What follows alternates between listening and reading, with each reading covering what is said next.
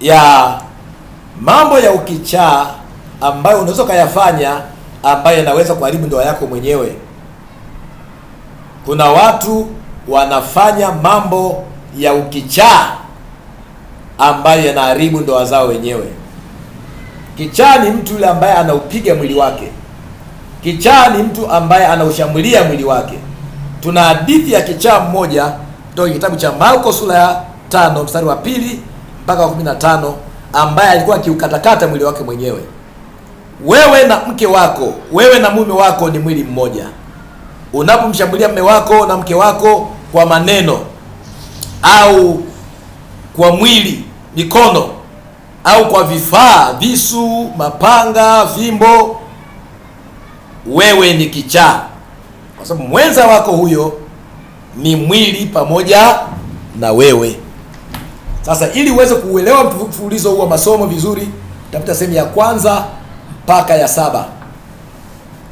Katika sehemu hii ninafundisha marejesho, namna ya kusababisha marejesho katika ndoa yako ambayo imekuwa na maumivu, ndoa yako ambayo imekuwa na matatizo. Tuna hadithi ya kijana mmoja ambaye alikuwa ni mwana mpotevu, ambaye Biblia inasema ya kwamba baada ya kuzingatia moyoni mwake na kuona maisha anayoishi si salama, si sahihi, akaamua kurudi kwa baba yake. Luka 15:17 mpaka 20. Hivyo napata kukupa njia kadha wa kadha ambazo unaweza kuzitumia zikasababisha marejesho katika ndoa yako.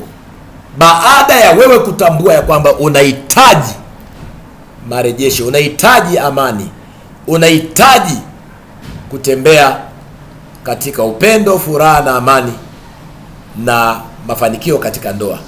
Cha kwanza ni kutengeneza upya uhusiano wako na Mungu. Unapomkosea mwenza wako, unamkosea Mungu, kwa sababu Mungu ndiye aliyekupa huyo mwenza. Kwa hiyo kwanza mrudie Mungu, tubu, muombe Mungu akusamehe, omba marejesho katika ndoa yako, omba msamaha kwa Mungu.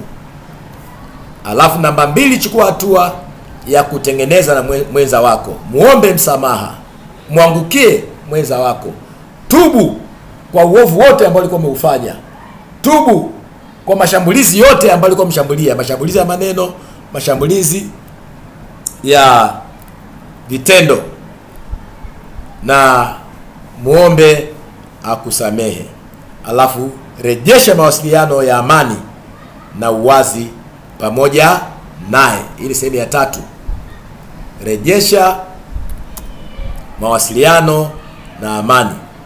Wengi waliotengana hawakutengana kwa sababu ya jambo kubwa, bali walitengana au walihitilafiana katika mawasiliano. Ni mawasiliano mabovu ndio huleta ukichaa, huleta magomvi, huleta watu kudhuriana.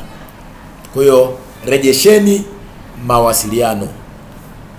Mungu ametupa masikio mawili na mdomo mmoja, yaani tuweze kusikiliza sana kuliko kuongea. Kwa hiyo unaporejea, msikilize sana mwenza wako ana nini cha kukuambia. Namba 4, fufua upendo wa awali. Fufua upendo wa awali. Anza kumpenda mwenza wako kama vile ulivyokuwa ukimpenda kabla mjaoana. Namba 5,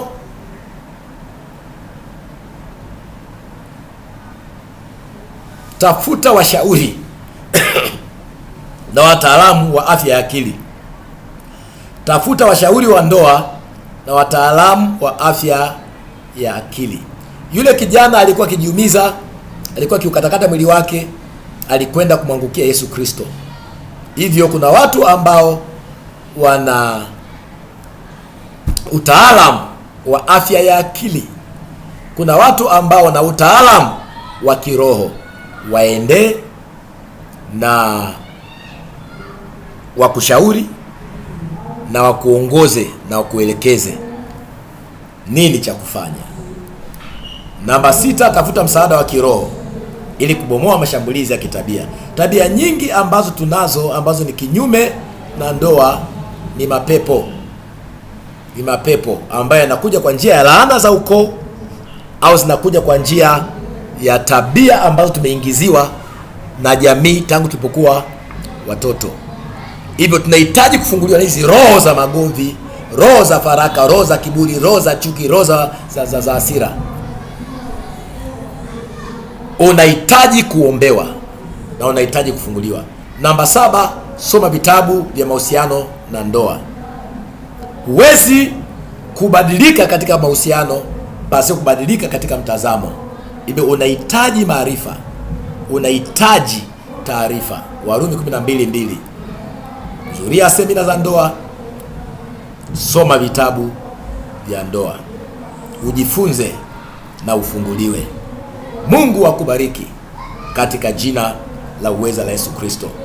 Kwa ajili ya kuhitimisha somo hili, tukutane kwenye kipindi kingine. Nitakufundisha maombi mbalimbali ambazo ukayaomba itakayosababisha mgeuko katika ndoa yako na mahusiano yako katika jina la Yesu Kristo. Kwa ajili ya mawasiliano, kwa ajili ya ushauri na kwa ajili ya jaribu kutafuta suluhu, unaweza kusema pamoja nami kwa namba hizi 0715 832 005. Vile vile unaweza kuendelea kutufuatilia mafundisho yako mtandaoni. Unaweza kuendelea kutufuatilia kwa mafundisho ambayo yapo kwenye mtandao kupitia akaunti zangu za YouTube ambazo ni AP Robert Israel. AP Robert Israel. Tafadhali unaweza ukashare, vile vile ukalike na kushare, like na kushare kwa watu wengine ambao wana matatizo, na marafiki na ndugu na jamaa, na Mungu akubariki unapofanya hivyo katika jina la uweza la Yesu Kristo. Kwa mawasiliano unaweza kusalia hapo janami 0715 832, au unaweza ukaja Kigamboni Kibugumo Mzambaroni stendi, kanisa la Valley of Life Ministries International. Mungu akubariki. Tuonane katika kipindi cha mwisho.